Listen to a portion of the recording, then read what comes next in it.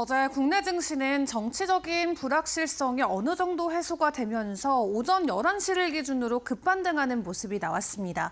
이에 코스피 지수가 1.6%, 그리고 코스닥은 무려 2.7%의 급반등을 보였고요. 현재 탄핵 심판과 관련된 선고일이 지정되면서 양대 지수가 강한 상승을 보였는데 그 안에서 일단 외국인들의 매도 흐름은 이어지긴 했습니다.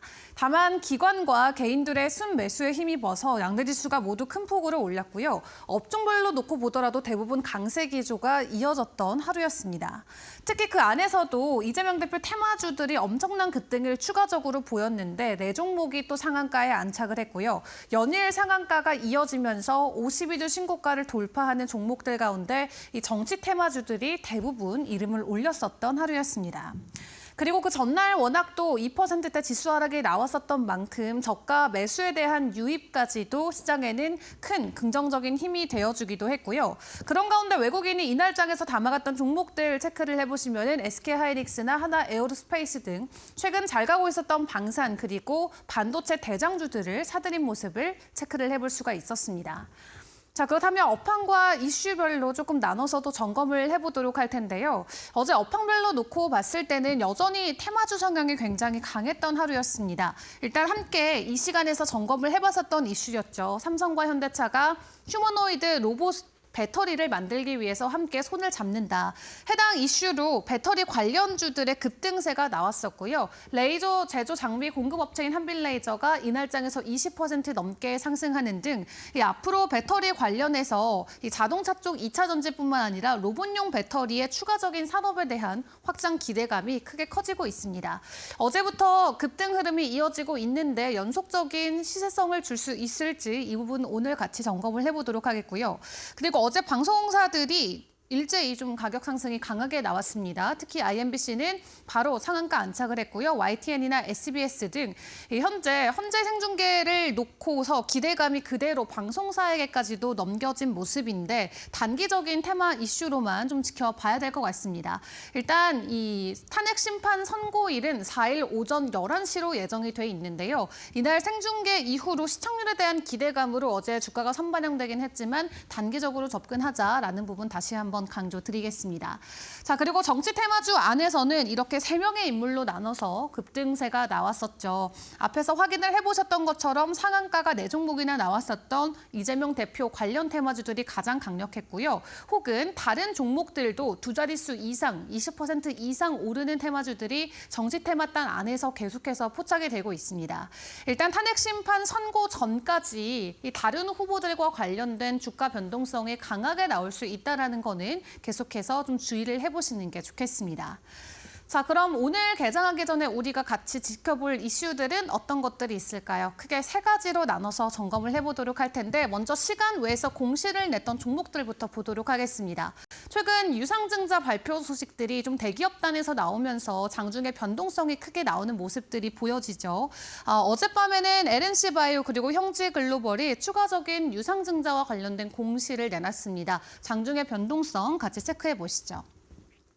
자, 그런 가운데 이제 본격적으로 4월이 시작된 만큼 1분기 실적에 대한 또 기대감이 다시 한번 시장에 올라오고 있습니다. 어제 KB증권을 통해서 나왔던 보고서 내용 간략하게만 요약을 해봤습니다. 일단 국내 1분기 실적 전반적으로 맑을 것으로 보여지는데요. 예상 매출액이 전년 대비 5% 증가, 그리고 코스피에 상장돼 있는 전체 기업들 중에 예상 영업이익이 지금 전년 대비는 12% 증가할 것이다라고 KB증권이 내다보고 있습니다.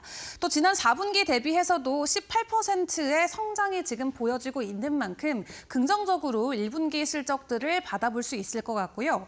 또 그 안에서도 유독 긍정적일 업황들도 점검을 해봐야겠죠. 가장 대표적으로는 조선 쪽 생각을 해볼 수가 있겠습니다. 영업이익이 1조 원대를 넘어서면서 전년 대비해서 무려 200%나 급증할 것으로 보여지면서 최대 수의 업종으로 현재 분류가 되고 있습니다. 이 실적 시즌과 맞물려서 조선 기업들의 실적 발표와 함께 때문에 추가적인 주가 변동성에 주목을 해보시면 좋을 것 같고요.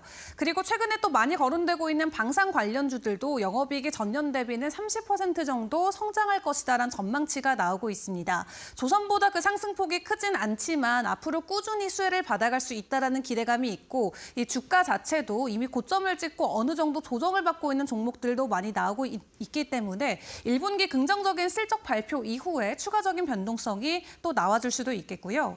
그리고 반도체 관련주들도 이 대형주들을 중심으로 실적 개선이 강하게 나올 것으로 보여집니다. 전년 대비해서도 24%의 영업이익 플러스가 현재 예측이 되고 있는데 조선이나 방산, 반도체 올해 1분기에서 주가가 많이 회복되긴 했습니다만 이 실적과 함께 추가적인 반등이 나올지도 같이 지켜보시죠.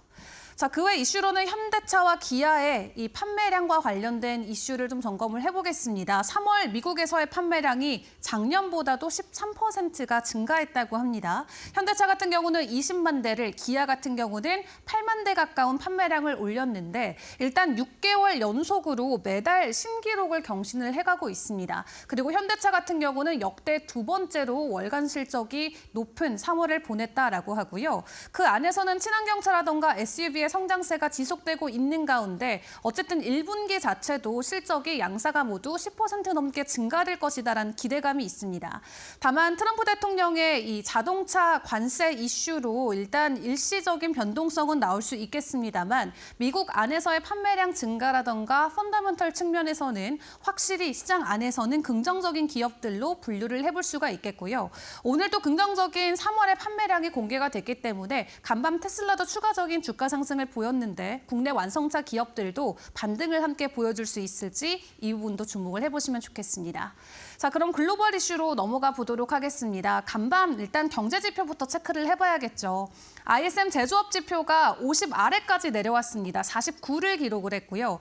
지금 공장에서 주문하고 있는 주문 건수는 뚝 떨어지고 있는데 오히려 공장들이 지출하는 비용이 크게 증가하고 있는 상황입니다. 한마디로 물가가 올라가면서 인플레이션은 계속해서 증가되는데 경기는 확장이 아닌 위축을 가리키면서 스태그플레이션에 대한 공포가 간밤 발표됐었던 제조업을 통해서 확인이 됐고요. 그리고 구인 구직 보고서도 보면은 757만 건이 나왔는데 지금 전월 대비 20만 건이나 감소가 되면서 노동시장의 냉각 상황을 보여주고 있습니다. 한마디로 두 지수가 모두 경기 침체에 대한 다시 한번 요인을 제공하는 숫자들이 발표가 되면서 이런 부분이 경제 앞으로 어떻게 좀 변수가 될 수 있을지는 지켜보시면 좋겠고요. 그리고 가장 중요한 건 내일 새벽에 발표될 트럼프 대통령의 상호 관세가 되겠죠. 일단 미국의 수출입 관세 차이를 확인을 해보니까 한국 같은 경우는 1.3% 정도로 집계가 됩니다. 다른 국가들에 대비해서는 그래도 그나마 수출폭이 크지는 않은 상황인데 가장 수출입의 관세 차이가 큰 국가가 지금 인도로 확인되고요. 7%가 넘는 것으로 이 지수가 확인이 됐습니다. 일단 이러한 이슈를 놓고 앞으로 어떤 변동성이 나올지는 지켜봐야 될 것 같지만 일단 해외 보도에서 주요 내용들을 확인을 해보면 아마 20%로 모두 동일하게 좀 부과할 가능성이 크다라고 하니까 내일 구체적으로 발표되는 대로 저희가 이 시간을 통해서 다시 한번 전달을 드리도록 하겠습니다. 그리고 미국 종목 이슈로 오늘 국내 증시의 변동성도 좀 미리 예측을 해봐야겠죠. 간밤 양자 컴퓨터 관련주들의 주가 상승이 있었습니다. 특히 아이온큐가 장중에 최대 11%까지 올라가는 모습이 나왔고요. 장 막판에는 5% 정도로 종가는 마무리는 됐습니다. 이 아마존과 함께 파트너십을 맺고 클라우드 서비스에 진출한다는 소식과 함께 아이온큐를 포함해서 양자 컴퓨터 관련주들의 반등이 있었는데 보통 국내에서 양자 컴퓨터 관련주들은 미국 주식에 상대적으로 많이 의존해서 주가의 변동성이 나오기 때문에 해당 부분이 오늘 국내 관련주들에게도 영향을 줄 수 있을지 지켜보시고요. 그리고 오픈 AI가 최근에 좀 심상치가 않습니다. 지난 3개월 동안 사용자가 무려 30%가 증가되면서 이제 챗 GPT의 가입자가 5억 명을 돌파했다고 합니다. 오픈 AI가 올 한 해 동안 10억 명 돌파가 지금 목표다라고 이야기를 했는데 아직 4월밖에 되지 않았는데 벌써 가입자가 5억 명을 돌파하면서 굉장히 긍정적인 수치들이 모습이 보여지고 있고요. 최근 오픈 AI가 이렇게 뜨거웠던 이유는 바로 이미지 생성 모델이 큰 인기를 끌고 있기 때문입니다. 지브리 스타일이나 디즈니 스타일로 이미지를 변환시켜주는 그런 지금 프로그램이 굉장히 인기를 끌고 있는데 덕분에 최근에 엄청난 가입자의 증가폭을 보였는데요. AI 소프트웨어 관련해서 국내에서도 어느 정도 영향을 받아갈 수 있을지 그리고 오픈 AI 관련주들의 변동성이 나올지도 오늘 지켜보시면 좋겠습니다.